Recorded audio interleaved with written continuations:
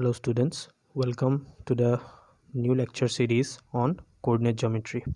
Okay, so this course is basically for class 10 students who have taken the advanced mathematics from SEBA board, of course. Okay, and others from class 11 also, the students from class 11 also can join the course. No issue with that. ठीक है, ये chapter वहाँ class 11 में भी included है maths में. ठीक है, तो यहाँ पे चलो स्टार्ट करते हैं कोऑर्डिनेट ज्योमेट्री. ओके, तो कोऑर्डिनेट ज्योमेट्री आप प्रोबेबली क्लास 8-9 से पढ़ के आ रहे हो. ठीक है, आप लोगों ने कोऑर्डिनेट ज्योमेट्री मतलब एक ही बात सुना है शायद, एक्स एक्सिस रहता है, उधर वाई एक्सिस रहता है.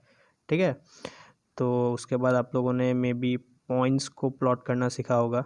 ठीक है, पॉइंट्स को कैसे प्लॉट किया जाता है एक्स वाई प्लेन में. ठीक है, तो आप ऐसे एक्स एक्सिस ड्रॉ करते हो हॉरिजॉन्टली और वर्टिकली आप क्या ड्रॉ करते हो, वाई एक्सिस. ठीक है, तो यहाँ पे आप पॉइंट्स को प्लॉट करते हो, अलग अलग पॉइंट्स को, डिफरेंट पॉइंट्स को, है कि नहीं. ये आपका क्या होता है, फर्स्ट क्वाड्रेंट, ये आपका होता है सेकेंड क्वाड्रेंट, ये आपका होता है थर्ड क्वाड्रेंट, ये आपका होता है फोर्थ क्वाड्रेंट. ठीक है, तो आप लोगों ने इतना तक तो पढ़ के रखा है. तो बेसिकली यहाँ पे हम लोग थोड़ा सा डीपर लेवल में जाएंगे. ठीक है, कोऑर्डिनेट ज्योमेट्री में बहुत कुछ यहाँ पे देखना है हम लोगों को. ठीक है, एंड यहाँ पे हम लोग मेनली फोकस करेंगे एक कंसेप्ट के ऊपर, that is your straight line. ठीक है, स्ट्रेट लाइन को हम लोग काफ़ी डिटेल्स में देखेंगे. ठीक है, आप लोगों ने अभी तक ज्योमेट्री में सिर्फ लाइन का डेफिनेशन ही पढ़ा होगा. ठीक है, तो before moving into the topic, first I would like to give a brief introduction to coordinate geometry. ठीक है, तो सर हम लोगों ने ज्योमेट्री के बारे में सुना है. ठीक है, लेकिन ये कोऑर्डिनेट ज्योमेट्री क्या होता है. ठीक है, तो बेसिकली ये जो ब्रांच है, it is a branch of mathematics. ठीक है, कोऑर्डिनेट ज्योमेट्री जैसे आपका एल्जेब्रा हो गया. ठीक है, आपका ट्रिगोनोमेट्री हो गया, आपका ज्योमेट्री एक ब्रांच हो गया, बाद में आपको मिलेगा कैलकुलस वगैरह. ठीक है, बहुत सारा ब्रांचेस है. तो वैसे कोऑर्डिनेट ज्योमेट्री भी एक आपका ब्रांच है. ठीक है, और इसका काम क्या है बेसिकली, अगर मैं एकदम लूसिड लैंग्वेज में बोलूँ तो basically it connects this two branches of mathematics. ठीक है, आपका दो ब्रांच है, एक तो है एल्जेब्रा, आप बचपन से पढ़ के आ रहे हो. ठीक है, इक्वेशंस वगैरह, ठीक है, पॉलिनोमियल इक्वेशंस, ये सब आप पढ़ के आ रहे हो. और जब आप हाई सेकेंडरी में उठोगे +2 में, तब आप अलग अलग टाइप्स ऑफ चैप्टर्स पढ़ोगे, टॉपिक्स पढ़ोगे एल्जेब्रा में. ठीक है, उसके बाद आपका एक आता है ब्रांच ज्योमेट्री. ठीक है, और इन दोनों के बीच में एक लिंक एस्टेब्लिश करता है, that is your coordinate geometry. ठीक है, तो एल्जेब्रा और ज्योमेट्री के बीच में आपका एक लिंक एस्टेब्लिश करता है कौन, that is your coordinate geometry. ठीक है, तो कैसा टाइप का लिंक, मैं एक सिंपल एग्जांपल देता हूँ. जैसे आप लोगों ने लाइन पढ़ा होगा. ठीक है, आप लोगों ने सर्कल पढ़ा होगा. ठीक है, तो आप लोगों ने ज्योमेट्री में लाइन, सर्कल, ये सब पढ़ा होगा, और बहुत सारा शेप्स है.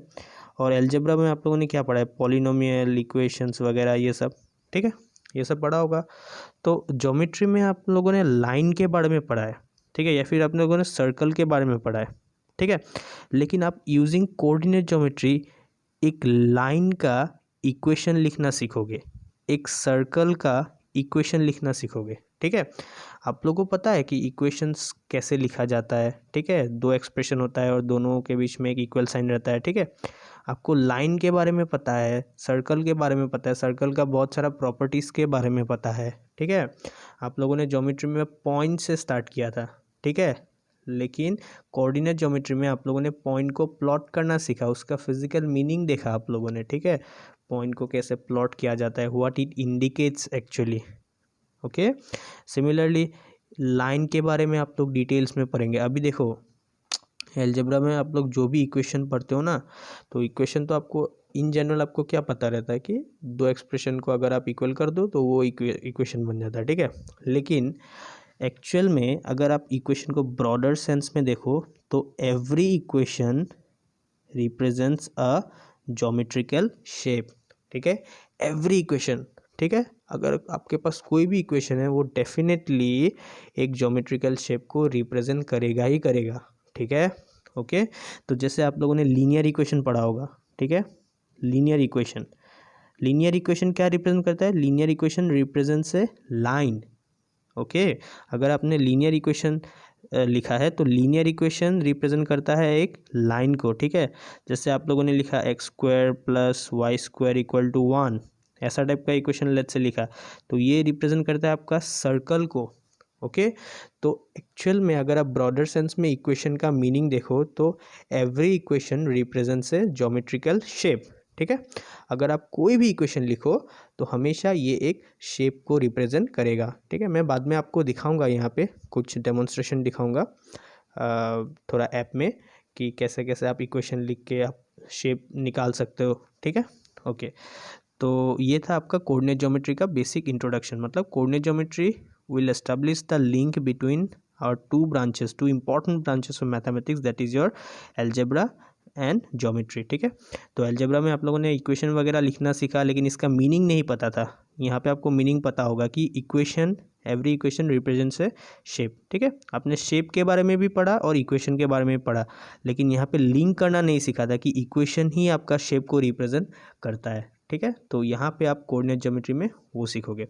एंड बाय द वे यहाँ पे अभी क्लास 10 के लेवल में हम लोग इतना डीप तो नहीं जाएंगे, हम लोग सिर्फ लीनियर इक्वेशन के साथ डील करेंगे।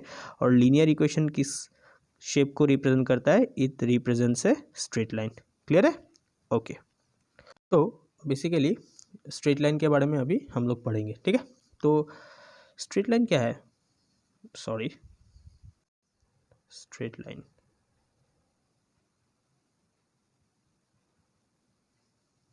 ओके। तो स्ट्रेट लाइन बेसिकली ये क्या है? कोई भी एक कर्व है, ठीक है, such that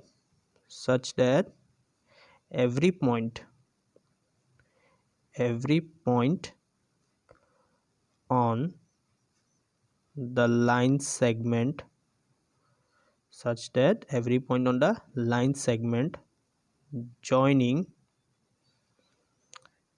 any two points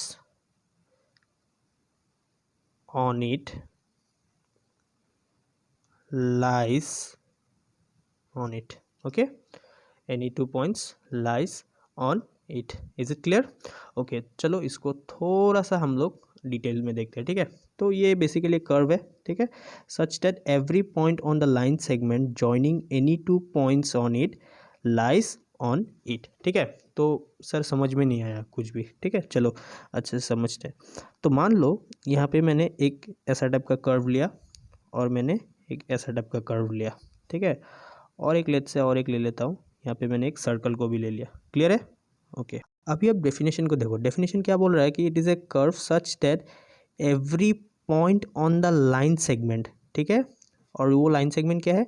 joining any 2 points on it, ठीक है, उस कर्व में रहने वाला कोई भी 2 पॉइंट को, ठीक है, आपने कोई भी 2 पॉइंट कंसिडर किया, let's say A and B. यहाँ पे भी इस कर्व में भी आप लोगों ने कोई भी 2 पॉइंट कंसिडर किया, ए एंड बी, और इस कर्व में भी लाई करने वाला कोई भी 2 पॉइंट को कंसिडर किया, ए एंड बी, ठीक है। तो अभी देखो यहाँ पे क्या है definition? Curve such that every point on the line segment joining 2 points on it. आपने 2 पॉइंट कंसिडर किया और इस 2 पॉइंट को कनेक्ट करके जो लाइन सेगमेंट मिलेगा, इन 2 पॉइंट को कनेक्ट करके जो लाइन सेगमेंट मिलेगा, ठीक है, और इस लाइन सेगमेंट में अभी ए बी आपको लाइन सेगमेंट मिला इन ऑल द 3 केसेस, ठीक है, और इस लाइन सेगमेंट में जो भी पॉइंट्स है, ठीक है, इतना सारा पॉइंट्स है, इनफाइनाइट अमाउंट ऑफ पॉइंट्स है, ठीक है, every point on that line segment should lie on that curve, ठीक है। तो थोड़ा सा अच्छे से देखो, आपने कर्व लिया, ठीक है, फर्स्ट केस में मैंने ये वाला कर्व लिया, सेकंड केस में ये वाला कर्व लिया, और थर्ड केस में मैंने ये वाला कर्व लिया, ठीक है। तो यहाँ पे क्या हो रहा है? तीनों ही कर्व में आप लोगों ने एक 2 पॉइंट लिया, ठीक है, इस कर्व का भी आपने कोई भी 2 पॉइंट उठा लिया, इस कर्व का भी आप 2 पॉइंट उठा लिया, इस कर्व का भी आपने कोई भी 2 पॉइंट उठा लिया, ठीक है।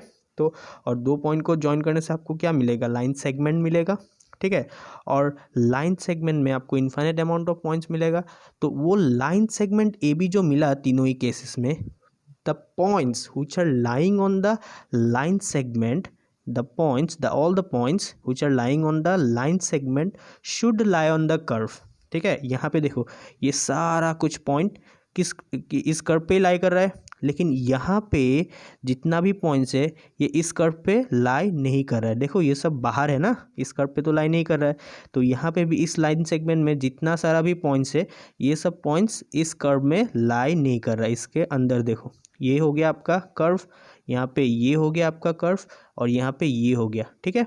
तो ए बी लाइन सेगमेंट में जितना सारा भी पॉइंट्स है फर्स्ट केस में देखो ये इसी कर्व पे लाई कर रहा है, लेकिन यहाँ पे लाई नहीं कर रहा है और यहाँ पे भी लाई नहीं कर रहा है, ठीक है। ये कर्व आपका ये वाला है और these are the points which are lying on the line segment A B.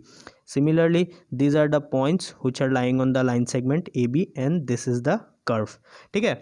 तो यहाँ पे ए बी में जितना सारा भी पॉइंट्स है वो सब कर्व पे नहीं लाई कर रहा है, लेकिन यहाँ पे जितना सारा भी पॉइंट्स है वो सब इसी कर्व पे लाई कर रहा है। तो that means this curve satisfy our this definition. Clear है। तो hence this figure is called as a straight line. Clear है।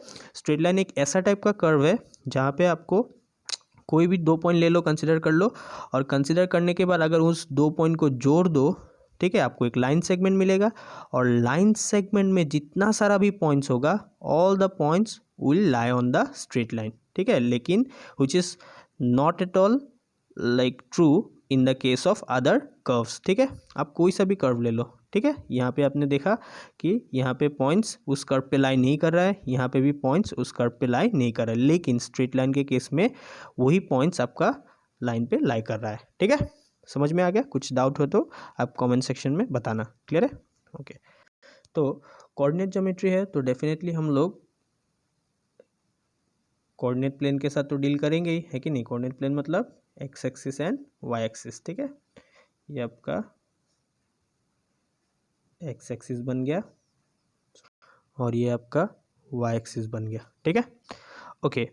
तो अगर आप इस प्लेन में लाइन बनाना चाहो, ठीक है, एक्स वाई प्लेन में अगर लाइन बनाना चाहो तो आपको 3 तरीके का लाइन मिलेगा, ठीक है। You will get 3 different types of lines. Either your line may be horizontal, ठीक है, और your line may be vertical, ठीक है, और your line may be oblique, ठीक है। So in this case in the xy plane you will get 3 different types of lines, ठीक है। either horizontal line, vertical line और oblique line, ठीक है। horizontal मतलब the lines which are parallel to the x axis, ठीक है। अगर आप इसको ग्राउंड लेवल रेफरेंस लेवल मानते हो तो इन दिस केस इसके पैरेलली जो भी लाइंस होगा, ठीक है, जो भी लाइंस होगा they are called as horizontal line, ठीक है। आप ऐसे लाइंस को ड्रॉ करो तो they will represent what, horizontal lines. Clear है। तो हॉरिजॉन्टल लाइंस कौन सा हो गया, the lines which are parallel, lines which are parallel to X axis, ठीक है। एक्स एक्सिस खुद एक हॉरिजॉन्टल लाइन है, ठीक है। X axis is itself a horizontal line. X axis horizontal है और उसके पैरेलल जितना भी लाइंस होगा all are called as what, horizontal line, ठीक है। ओके। यहाँ पे एक आप इंपॉर्टेंट पॉइंट नोट कर सकते हो। देखो अगर ये हॉरिजॉन्टल लाइन है, ठीक है, that means parallel to X axis और एक्स एक्सिस इटसेल्फ, तो इन दैट केस ये वाई एक्सिस को एक पॉइंट पे कट कर रहा है, ये सुनो, ठीक है। यहाँ पे हॉरिजॉन्टल लाइंस को देखो तो all the horizontal lines, ठीक है, all the horizontal lines are intersecting the y axis at one point। Clear है। तो अगर ये हॉरिजॉन्टल लाइन है तो आप डेफिनेटली क्या बोल सकते हो, horizontal line intersects y axis at one point। Clear है। if it is a horizontal line then it will definitely intersect the y axis at one point, ठीक है। horizontal line मतलब पहले मैंने definition क्या बोला कि the lines which are parallel to the x axis or x axis itself are called as horizontal lines, and if your line is a horizontal line then in that case it will intersect the y axis at one point, ठीक है। तो यहाँ पे ये let's say L1 line है, ये let's say L2 line है, ठीक है। यहाँ पे देखो तो L1 इस पॉइंट पे इंटरसेक्ट कर रहा है वाई एक्सिस को, ये इस पॉइंट पे, ये इस पॉइंट पे, ये इस पॉइंट पे, इस पॉइंट पे, ठीक है। तो that means except this points यहाँ पे L1 और कहीं पे भी इंटरसेक्ट नहीं कर रहा है, ठीक है। क्लियर है। तो horizontal lines will intersect the Y axis at one point. Clear हो गया ये वाला पॉइंट, ठीक है। तो horizontal lines means the lines which are parallel to X axis and they will intersect the Y axis at one point. Clear है। Next आता है आपका वर्टिकल लाइन, ठीक है। आपको पता चल ही गया होगा हॉरिजॉन्टल मतलब जो lines parallel to X axis है, ठीक है। वर्टिकल लाइन मतलब जो खड़ा होगा वही आपका क्या होगा, वर्टिकल लाइन, ठीक है। That means the lines which are parallel to Y axis और द वाई एक्सिस इटसेल्फ, ठीक है। तो ये लाइंस को आप क्या बोलोगे, वर्टिकल लाइंस। वर्टिकल मतलब खड़ा होना, ये सुनो। तो वर्टिकल लाइन मतलब आपका क्या हो गया, ये सब लाइंस क्या है, वर्टिकल लाइंस है and of course they are what, parallel to Y axis. Clear है। तो वर्टिकल लाइन मतलब क्या हो जाएगा, lines which are parallel to y-axis. The lines which are parallel to y-axis are called as vertical lines. ठीक है, clear हो गया।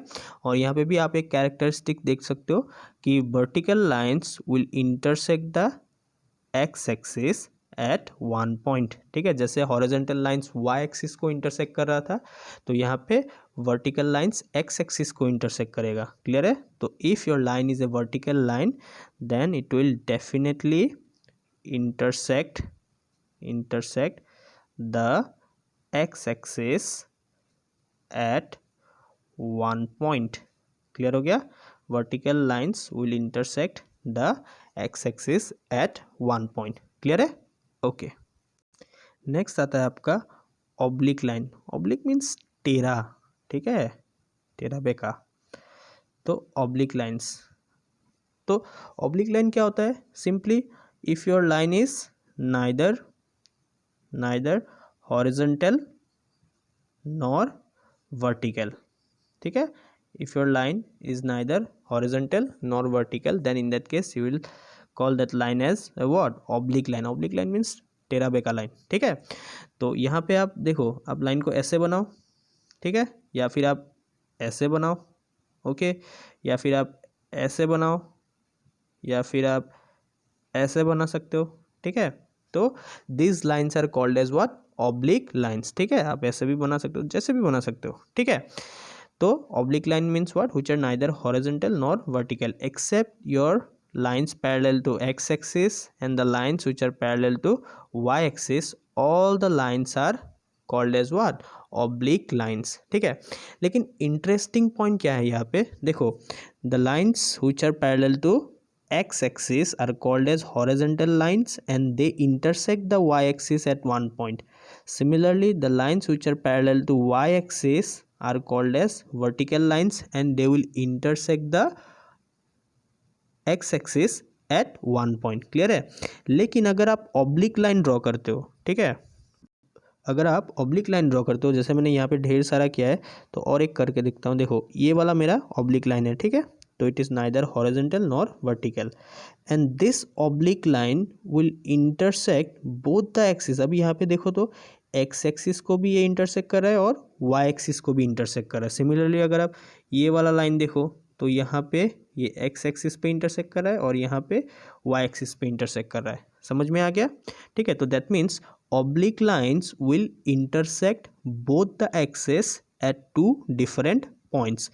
लेकिन यहाँ पे एक मतलब ट्विस्ट आता है। ट्विस्ट क्या है, अगर आपका line is, if your line is passing through the origin, ठीक है, if your line is passing through the origin then in that case it will not intersect the axes.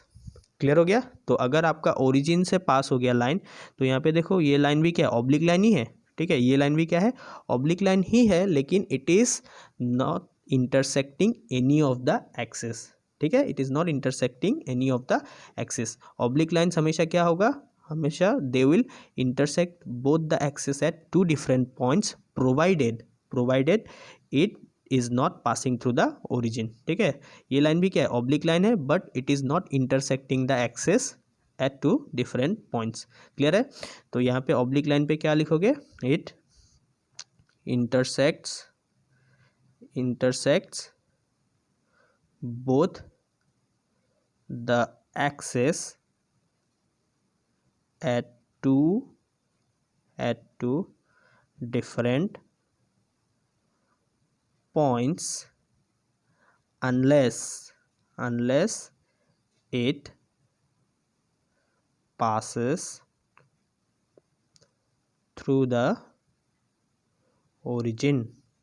Clear हो गया, unless it passes through the origin. ठीक है, तो oblique line मतलब neither horizontal nor vertical. ठीक है, ये टेरा बेका लाइन होगा, but it will intersect both the axis at two different points. ठीक है, दो अलग अलग पॉइंट पे ये दोनों ही एक्सिस को इंटरसेक्ट करेगा, provided the line is not passing through the origin. ठीक है, if it is passing through the origin then of course it is a oblique line, but it will not intersect the axis at two different points. Clear?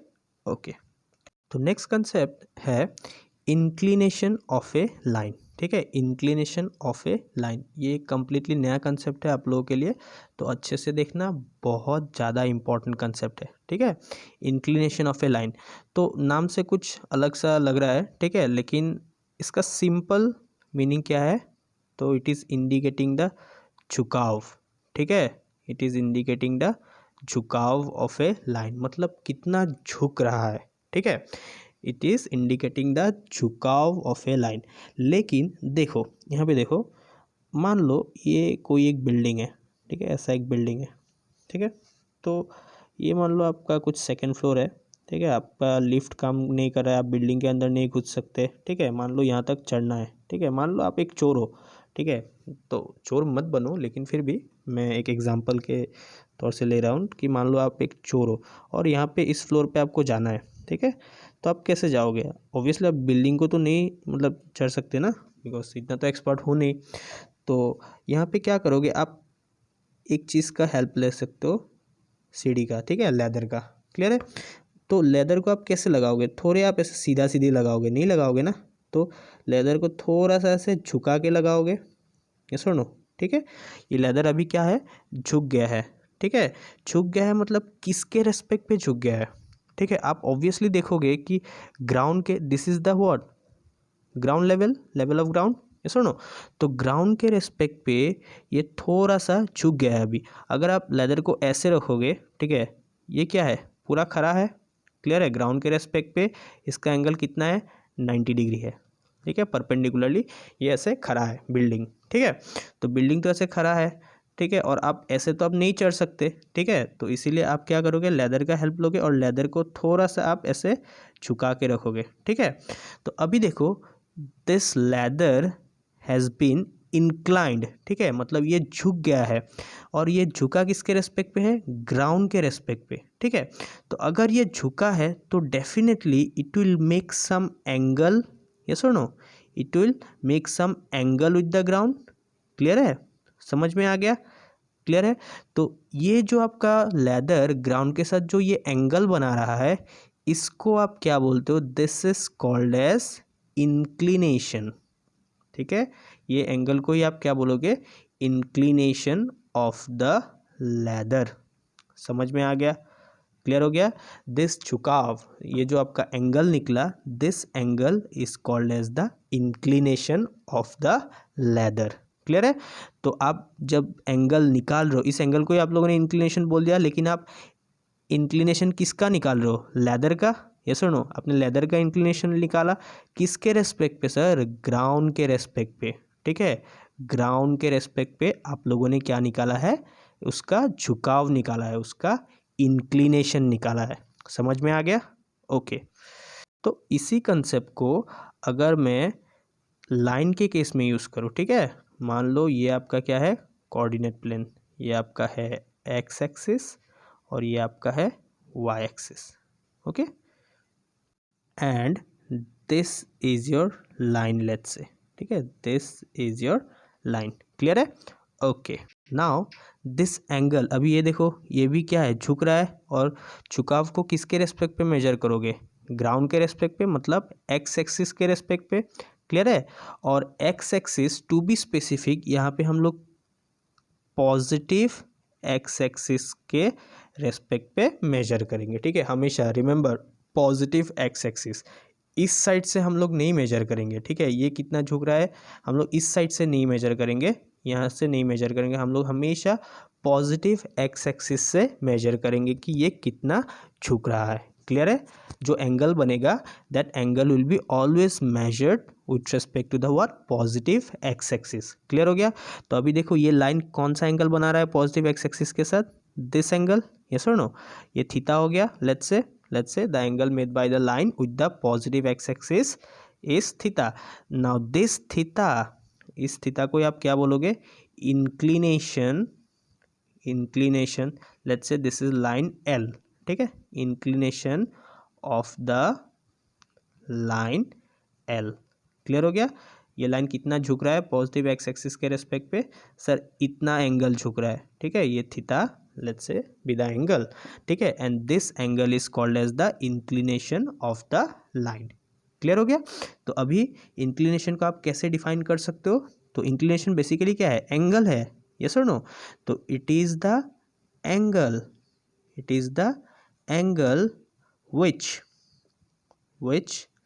The, अभी देखो आप पूरा line को तो आप consider नहीं कर रहे हो, है कि नहीं? आप तो पूरा लाइन को कंसिडर नहीं करो, आप कौन सा पार्ट को कंसिडर करो? ये वाला पार्ट, है कि नहीं?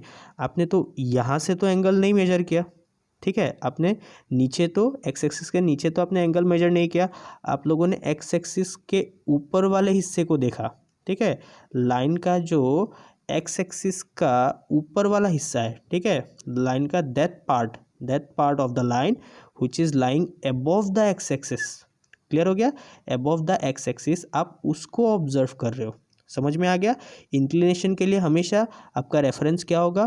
पॉजिटिव एक्स एक्सिस, ठीक है? Positive X axis.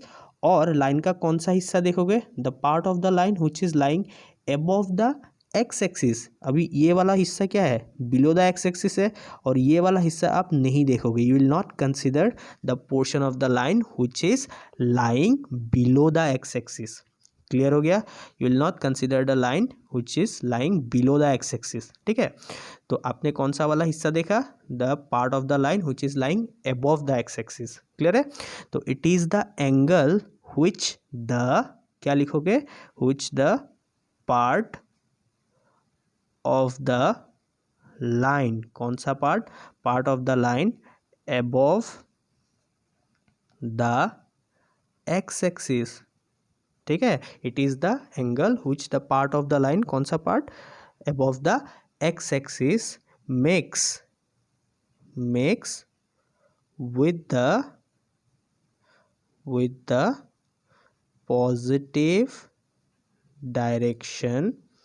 with the positive direction, of x axis, and the angle is measured in anti-clockwise direction, ठीक है? Angle is measured in anti clockwise direction. Clear है? आप ये वाला एंगल मेजर कर रहे हो, है कि नहीं?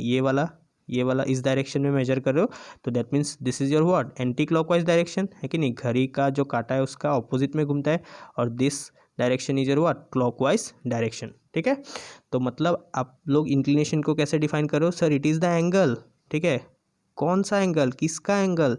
सर लाइन का वो हिस्सा जो एक्स एक्सिस के ऊपर है, वो हिस्सा किसके साथ एंगल बना रहा है?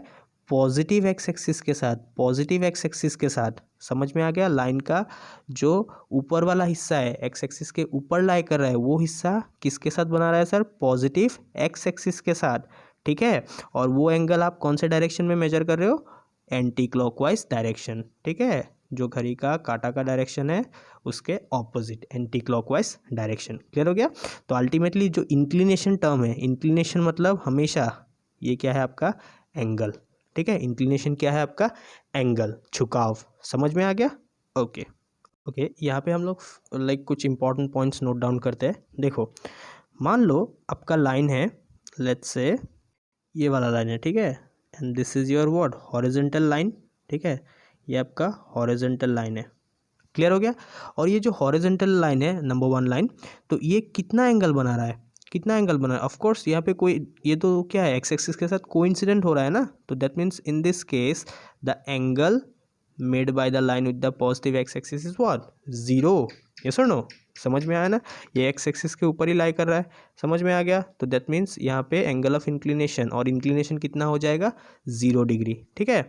तो मान लो आपने ऐसे बना दिया लाइन, ये क्या हॉरिजॉन्टल लाइन है, ये कितना एंगल बना रहा है एक्स एक्सिस के साथ, जीरो है कि नहीं।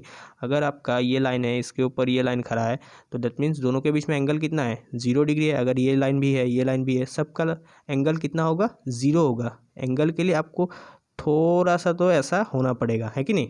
समझ में आ गया, थोड़ा सा रोटेशन यहाँ से यहाँ तक या फिर यहाँ से यहाँ तक होना पड़ेगा, ठीक है, समझ में आ गया। तो हॉरिजॉन्टल लाइंस का इंक्लिनेशन कितना होगा, 0, ठीक है। तो फर्स्ट इंपॉर्टेंट पॉइंट क्या हो गया, the inclination of a horizontal line is equal to 0 degree. समझ में आ गया, the inclination of a horizontal line is equal to 0 degree, ठीक है। एक्स एक्सिस का इंक्लिनेशन कितना होगा, 0 डिग्री, समझ में आ गया। और उसका पैरेलल आप कोई भी लाइन ड्रॉ करो, एक्स एक्सिस से पैरेलल कोई भी लाइन ड्रॉ करो, उसका इंक्लिनेशन हमेशा क्या हो जाएगा, 0 डिग्री ही होगा। समझ में आ गया, ओके। तो नेक्स्ट आप लोगों ने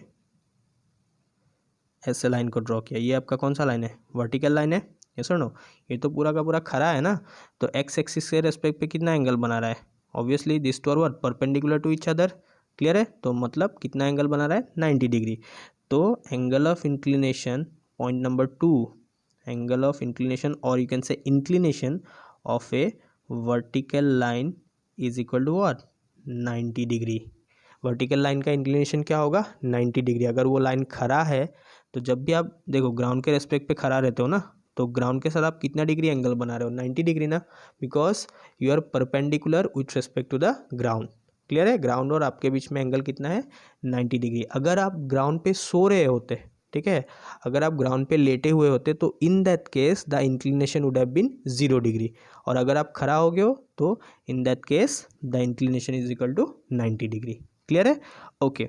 तो दैट मीन्स अगर आप ऐसे लाइन बनाओगे, ठीक है, तो ये एंगल कितना होगा, ये तो एक्यूट एंगल हो गया ना, समझ में आ गया, एक्यूट एंगल है।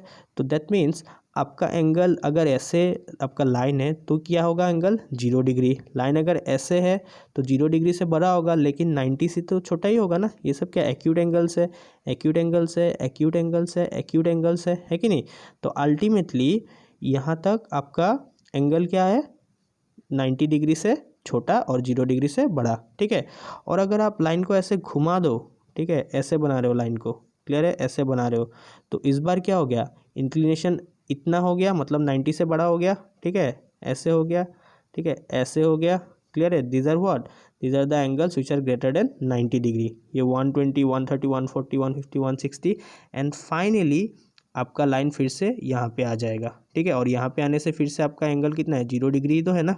अगर आप ऐसे लेटा देते हो फिर से आपका एंगल कितना बन गया, 0 डिग्री। समझ में आ गया, मतलब आप कुछ ऐसा बना सकते हो, देखो अगर लाइन आपका शार्पली ऐसे है, ठीक है, तो ये तो आपका हो गया 0 डिग्री। आपका लाइन ऐसे हो सकता है, तो इन दैट केस थीटा क्या होगा, कुछ 10, 20, 30 ऐसा कुछ होगा, है कि नहीं। आपका लाइन ऐसे भी हो सकता है, तब भी आपका क्या है, 0 से बड़ा है, 90 से छोटा है। लाइन आपका ऐसे भी हो सकता है, ठीक है, और जब ऐसे आके ऐसे खड़ा हो जाएगा तब आपका क्या हो जाएगा, 90 डिग्री, ठीक है। उसके बाद आप लाइन तो ऐसे भी तो बना सकते हो ना। अभी देखो आपका एंगल कितना हो गया, 90 से बड़ा हो गया। ऐसे भी बना सकते हो, तब भी आपका एंगल कितना हो गया, 90 से बड़ा हो गया। एंड फाइनली आप ऐसे बना रहे हो और ऐसे फिर से आप उसको लेटा दो, क्लियर हो गया। तो आपका जो इंक्लिनेशन है अगर ऐसे है तो क्या होगा, 0 होगा, क्लियर है। अगर आपका लाइन ऐसे है तो क्या होगा, 0 होगा, ठीक है। अगर आपका लाइन ऐसे है तब क्या होगा, 90 डिग्री होगा।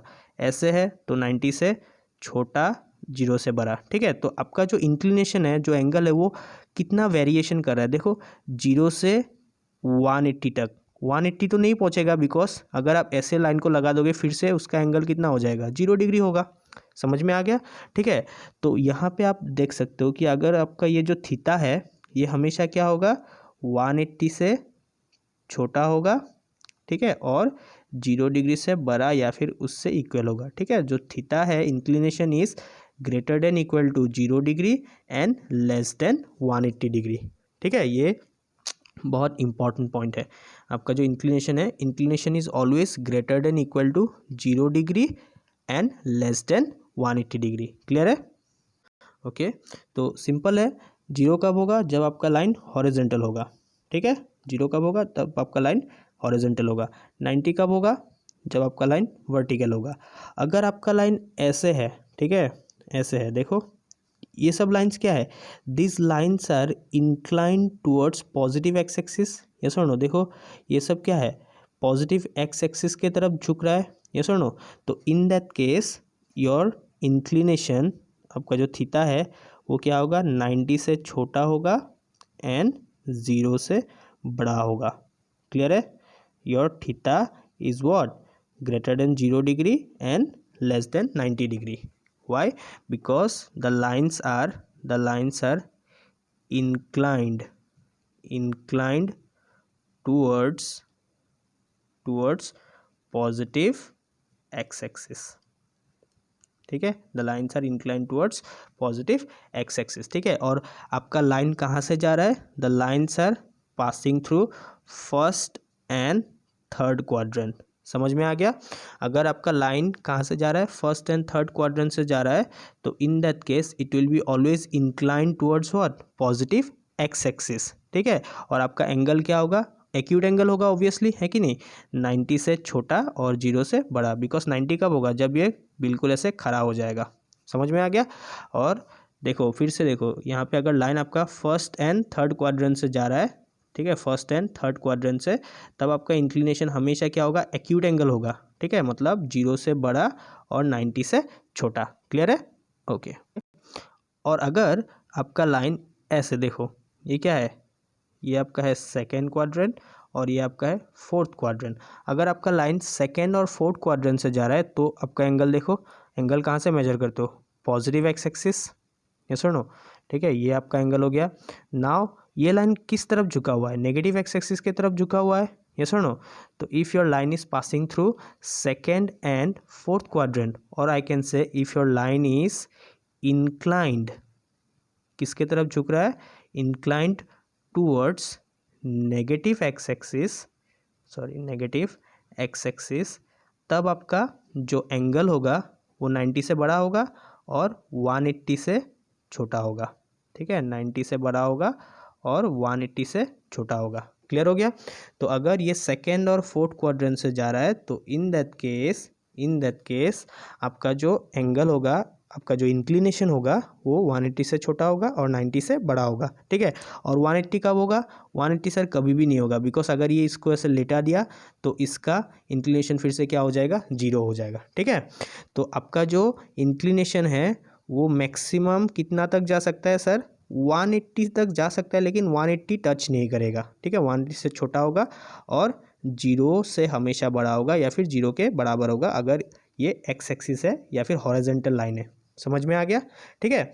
तो this is the concept of inclination. आप, आई होप कि आप लोग को समझ में आया होगा। अगर कुछ डाउट है तो आप लोग पूछ सकते हो कमेंट सेक्शन में।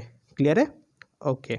तो आज के लेक्चर में इतना ही देखते हैं, ठीक है। और थोड़ा एक कंसेप्ट बचा हुआ है, एक इम्पॉर्टेंट कंसेप्ट है, लाइक मोस्टली हम लोगों ने कवर कर ही लिया है। तो नेक्स्ट एक टॉपिक बचा होगा और उसके बाद हम लोग एक्सरसाइज 9.1 को स्टार्ट करेंगे, ठीक है।